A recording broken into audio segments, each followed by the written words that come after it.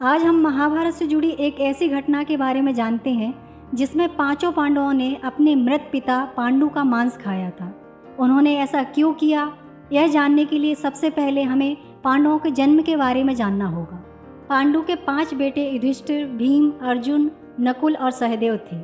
इनमें से युधिष्ठिर, भीम और अर्जुन की माता कुंती तथा नकुल और सहदेव की माता माद्री थी। पांडु इन 5 बेटों के पिता तो थे, पर इनका जन्म पांडु के वीर तथा संभोग से नहीं हुआ था, क्योंकि पांडु को श्राप था कि जैसे ही वो संभोग करेंगे तो उनकी मृत्यु हो जाएगी। इसलिए पांडु के आग्रह पर 5 बेटे कुंती और माद्री ने भगवान का आह्वान करके प्राप्त किए थे। जब पांडु की मृत्यु हुई तो उनके मृत शरीर का मांस 5 भाइयों ने मिल बांट कर खाया था।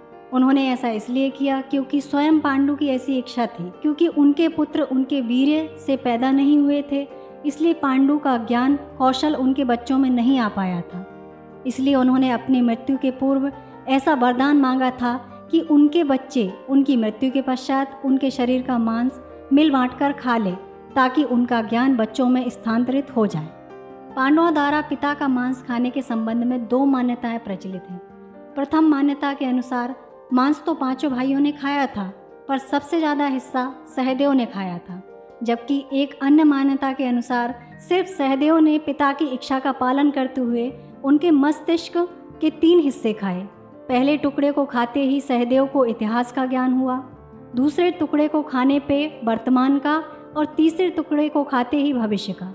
यही कारण था कि सहदेव 5 भाइयों में सबसे अधिक ज्ञानी था और इससे उसे भविष्य में होने वाली घटनाओं को देखने की शक्ति मिल गई थी।